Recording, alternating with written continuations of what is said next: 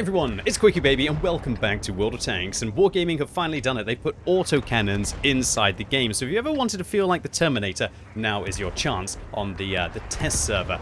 This game mode is called Overwhelming Fire. However, I don't think it's just going to be a fun game mode that we're talking about, but I'll highlight that later on in the video. There are 3 different vehicles that Wargaming are testing in this Overwhelming Fire game mode, and I believe that there are actually going to be 8 different vehicles that you can play inside Overwhelming Fire. So it's so weird to play this game mode, because, like, look, you've got 20,000 rounds of ammunition, 37mm, each one dealing 400 damage per second with 170mm a pen. Interestingly enough as well, if you look at the premium rounds on this tank, they actually do half the damage per second. Weird to say it like that. And there you can see one going off right in front of you with the hailstorm deciding to have a little bit of fun before they get into the combat. But the penetration significantly increased.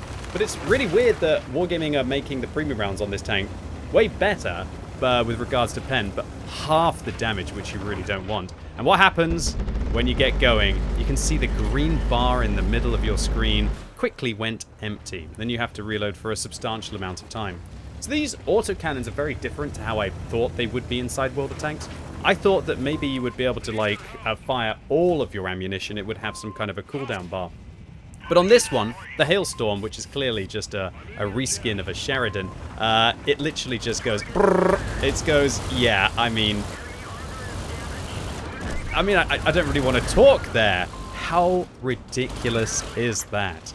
Now, Wargaming have actually been teasing autocannons inside World of Tanks for the best part of this year. If anyone remembers in a video which I titled, I think it was, The Future of World of Tanks, that it actually showed some autocannon mechanics, and I don't think it was just for a fun game mode. I think that Wargaming are testing the idea of actually having vehicles like this. I'm not sure if it will be an entire tank tree, or maybe it would just be a premium tank. But you can see that it's not all just like hold down your mouse button in close quarters combat. There's actually quite a lot of skill in using these tanks at long range. However, in close quarters, yeah, it's pretty much just like auto-aim and brab. I'm sure this isn't going to work so well when you're playing against tanks that have really good side armor. You actually have to like aim at weak points and so on and so forth. But for this, I mean, that's kind of satisfying, I'm not going to lie. I think the sound effects are really good. I think Wargaming have done a fantastic job with that.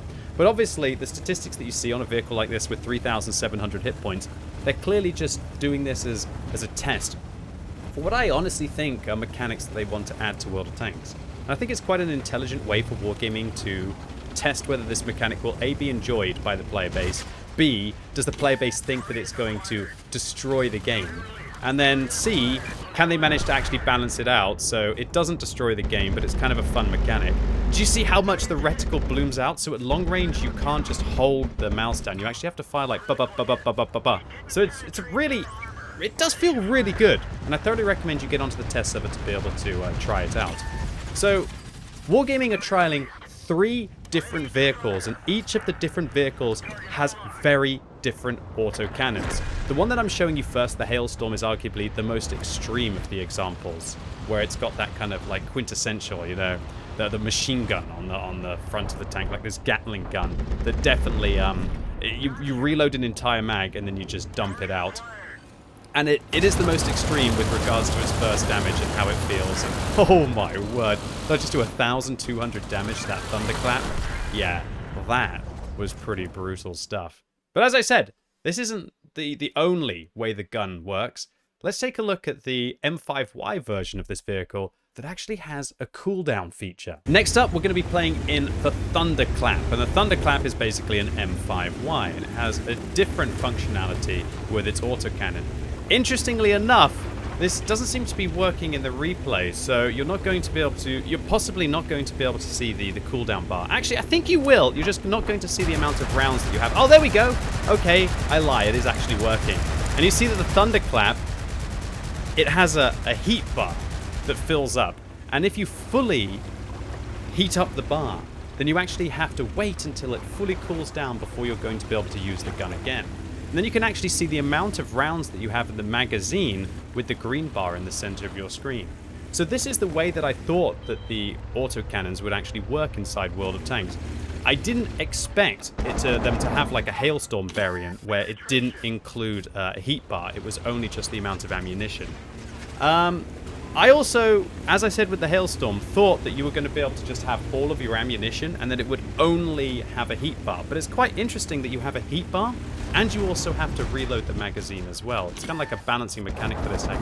And look at that. You can see that this one, towards the latter part, it actually gets very inaccurate. But still, I was able to dump in 800. And I didn't let the heat fully fill up this time. So that means that I can then dump out the rest of my mag. And it looks like this tank has enough to, should we say, fully heat up the barrel. Probably. And you see, like, just quickly, look at this burst fire here. You have to kind of like fire them, and it's actually got quite a lot of skill with like knowing how much lead you have to give. A bit like when you're playing the Char 75, you know, the tier 9 premium light tank? How it goes boom, boom, boom, and you have to kind of like drag your mouse to be able to give lead. It's going to be a whole new skill inside World of Tanks. One thing I wanted to test there is, not that I forgot what key it is to reload inside the game, but does it automatically start reloading if you fire it out? And yes, it does. It would make perfect sense. It's all interesting mechanics. So, as I was saying, what I was unsure about with this vehicle, or all of these autocannons, as to whether you would just have infinite ammo, you wouldn't have to reload, so to say, but you just had to manage the heat bar, and the heat bar was actually the damage potential of the tank. So it's interesting that Wargaming are clearly testing out 3 different, and I wanted to do another test here, where I decided to burn the gun, so to say, and then see, can you still reload the gun while it's overheated? And yes, you can. You can see I'm reloading an entire magazine. You can see the progress bar just there, where the ammo indicator is slowly filling up. So you can actually reload while you're overheating. So what that means is that if you're close to needing to reload, you might as well overheat the gun and then reload after that. So it's a really interesting mechanic. I really like this. I think this is really fun. I think it adds something to the game, and sure, there's going to be like a little bit of silliness, but as long as Wargaming get the statistics right, I don't think it's going to be anything outrageous. The only problems that I perceive with this game mode is what happens with crits.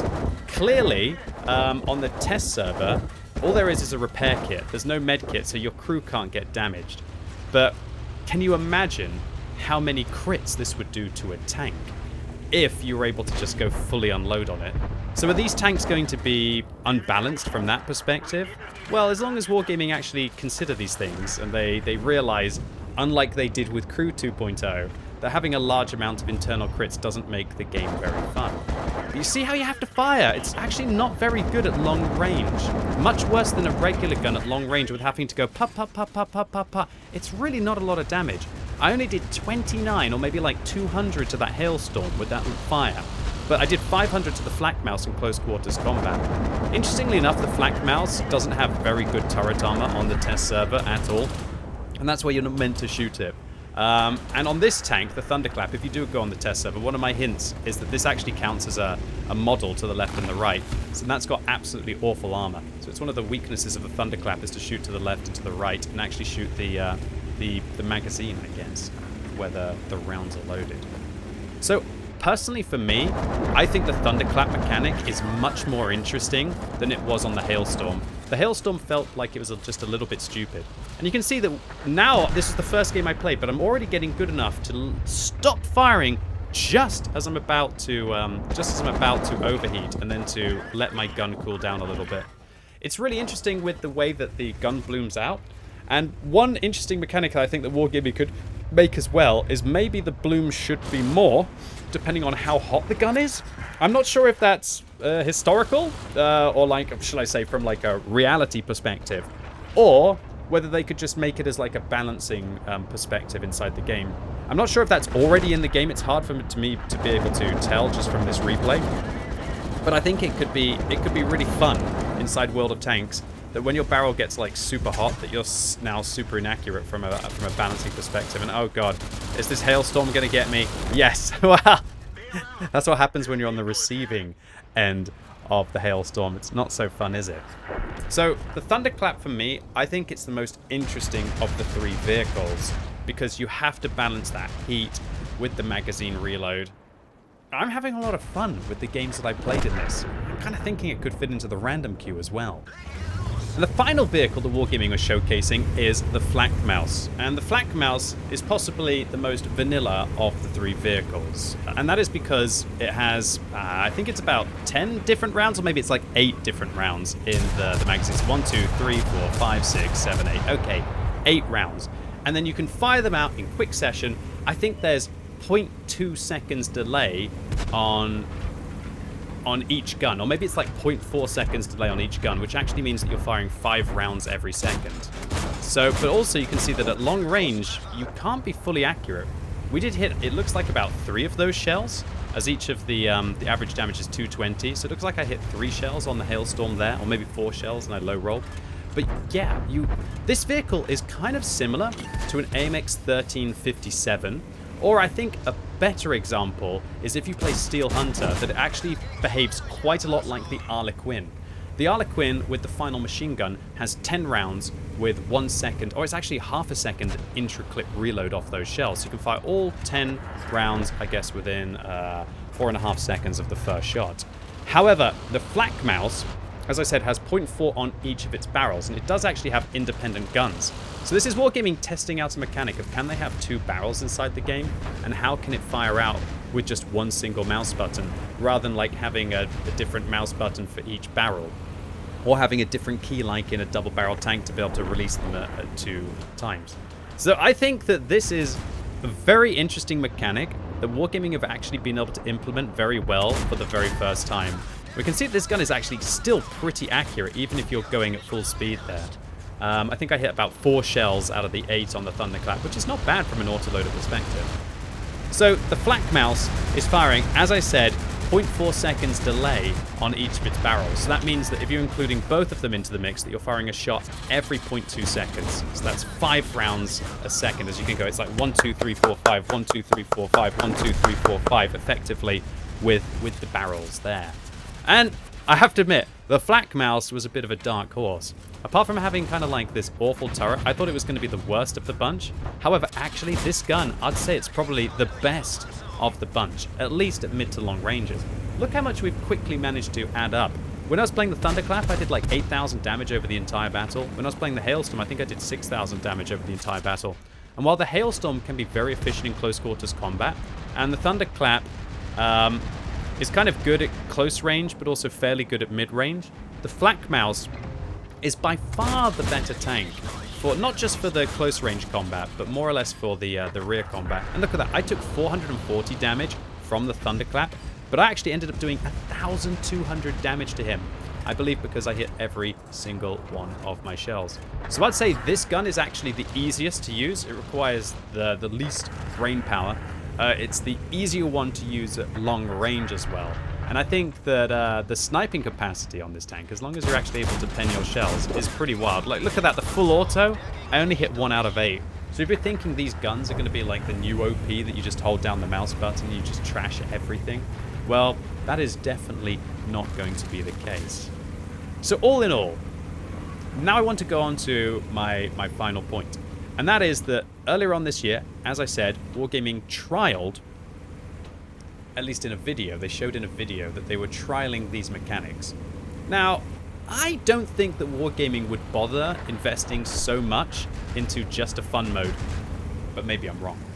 I think that these tanks are actually Wargaming testing whether these mechanics would slip into World of Tanks. Because, let's be honest, there's not so many more ways they can try and make single shot guns work. And so to have auto cannons would be an opportunity for them to have 1 or possibly 2 whole new tech trees. You could have like a German tech tree, an American light tank tech tree. There's so many different things you could do. Or alternatively, it's a good way for them to have either tier 8 or tier 9 premium tanks so they can make a good amount of money that way. And so I have to then decide whether A, it's worth having an opinion on, like, will these ruin the random queue of World of Tanks or not? I think it is worth having an opinion because I truly think that Wargaming are planning to have these in the random queue. And at least from my experience so far, and look, we've got to wait for the Overwhelming Fire event to see again how the community feels. I've had a lot of fun with these. I think that they would fit quite well inside the game, like thematically and the whole feel of them. I think that, especially with the Thunderclap, I think it's actually quite a high skill in being able to use that gun. And I think that playing autocannon tanks could end up being one of the most fun things that you can do inside the game as like a one-off. Dipping into a tank and just having something different to be able to play around with. And you know what, I personally, although I do get the premium tanks for free myself because I'm a community contributor, I would probably jump on the opportunity to be able to get an autocannon premium just so that I can have something a little bit different inside the game. And so, all in all, do I think flak cannons will destroy World of Tanks? No, not at all, especially if Wargaming can balance the parameters, which I have full faith that they will do on a super test or on a common test server. And my opinion to Wargaming would be that you've done a fantastic job with how these guns actually feel. I think that the Hailstorm is probably the direction that I would recommend going in. I can understand with the flak mouse that this is definitely the easiest implementation that has the lowest skill cap. So maybe you could have this on a heavy, right? But I do think from an interesting perspective and also from an ability for you to be able to balance, I think the Hailstorm's mechanics are the most interesting. I really wouldn't recommend Wargaming continuing the Hailstorm approach. Am I getting the names right now? I meant the Thunderclap. The Thunderclap is the most interesting and the easiest to balance. I think the Hailstorm will be quite tricky to balance though, because it's literally just a quintessential autoloader that just dumps out its rounds and then has to reload. And then clearly that's going to have a lot of burst potential for it to actually be useful compared to a single shot gun. And so Wargaming, a massive thumbs up to you. It's one of always been your strengths, is being able to create really interesting tanks and mechanics that I would have never have dreamed of, that I would have wanted to play inside the game. But after playing these 3 vehicles, honestly, I want more. Now, I don't want to just play them inside a crazy game mode. Eventually, at least for now, play them inside the crazy game mode. But eventually, I'd love to see mechanics like this inside the game. And I'd be very interested to all of you out there who watch this YouTube video. What do you think now that you've seen autocannons? Do you think they look ridiculous and do you think they have no purpose inside the random queue? Or do you think that they could be like an interesting mechanic that would just add to the variety of the game that we all love? Let me know what you think in the comments down below. Anyway, ladies and gents, boys and girls, that was automatic cannons inside World of Tanks. Really hope you enjoyed the video today. If you did, give it a thumbs up. If you hated it, give it a thumbs down. And also specifically, if you're one of the players out there who no longer plays World of Tanks, do you think this is the kind of feature that would make the game more appealing to you? Or do you think that it would just not make you ever want to return because it just looks so ridiculous and takes away from the historical vibe of the game? And as always, thank you so much for watching. You've been epic and hopefully I'll see you soon.